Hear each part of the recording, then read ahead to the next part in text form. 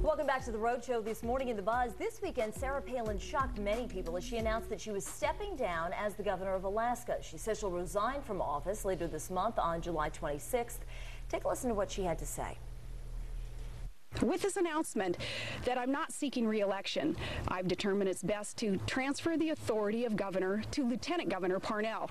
And I am willing to do this so that this administration, with its positive agenda and its accomplishments and its successful road to an incredible future for Alaska, so that it can continue without interruption and with great administrative and legislative success.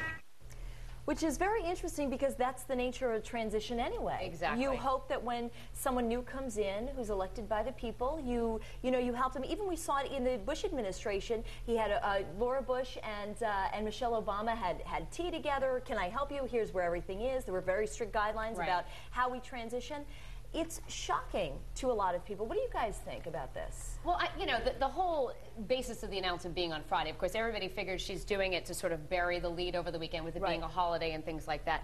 But we were talking about it earlier, saying she wants to avoid the lame duck period, and that's fine if it's maybe a few months before the end of her term. But I'm sorry, 18 months before your term is set to expire, to me, is just fishy. Yeah. So then what has she gotten done?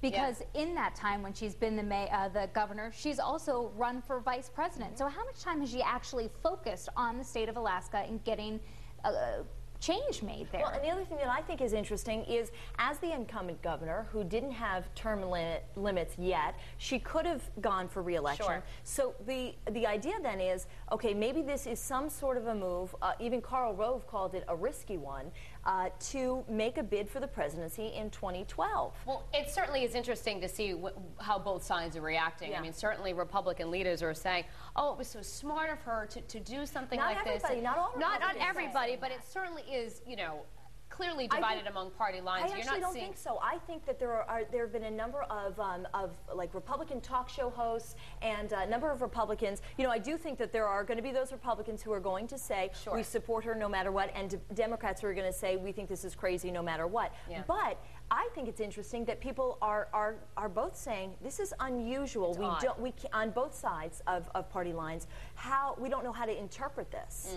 People, I think, in the last election were looking so hard for a Republican candidate who represented change, and they were putting so much hope in her and what she offered. She sparked a lot in a lot of people. She wasn't part of the good old boys club. She wasn't. She was a hockey mom. People really ate that up about her. And you know what? We're all women. We want a woman to succeed, but I also want her to have the experience to back it up. And I'm just not seeing that. When you've only been a mayor of a town and then a governor for a few months, and how much time have you really focused on that? And then you say, no, I'm going to step away and I'm not going to finish up what I set out to do. Right. And I think part of her problem with this announcement is the air of mystery. Right. If you're going to come out and say, I'm leaving my position, you're going to need to say why.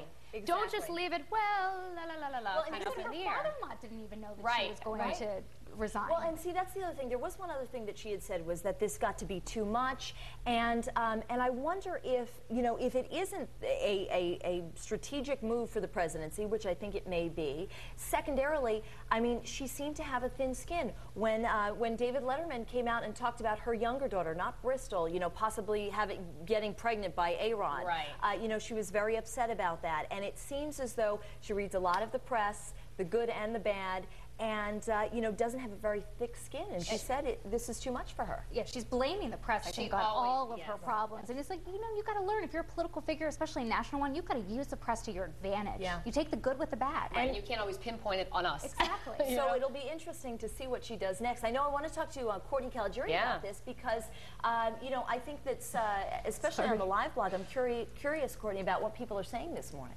It's really quiet today. There's a couple of us on right now, and they're probably just reading all this stuff about Sarah Palin right now. And I just came across her Twitter page. I'm not sure if you guys follow her, but you can follow her. if you haven't logged on there or have anything right now. But I want to take a look at that here, and she's posting some messages to her fans about what's going on in the media right now. One of the latest ones not too long ago, less than a day, she said, "Critics are spinning, so hang in there as they feed false info on the right decision made as I enter last year in office to not run again." And she's also posted some links and photos here as to what's going on there. And we do have a poll on foxprovidence.com you all can take part in. We're asking, do you think this decision will hurt her politically in the future? And your choices are A, yes, it's political suicide. B, no, now she can focus on other ventures. And I've also posted a link there with all of the details if you missed it this weekend. We also have this same question here on our Facebook page. We've heard from 2 folks so far, and this one's from James Wood. He says the answer to the question is no. All of this is doing right now is just getting more attention on herself, and it might help in the future. And Mary says, yeah, she's basically said she's not doing anything else for the rest of her term, so why bother? That's not the right attitude for a public figure. So we've got people on both sides of the fence this morning. Hop on the live blog to tell us what you think or answer in the poll. I will be back in 30 minutes with your poll results, but for now we'll head back out to the barbecue. Lily, what's going on?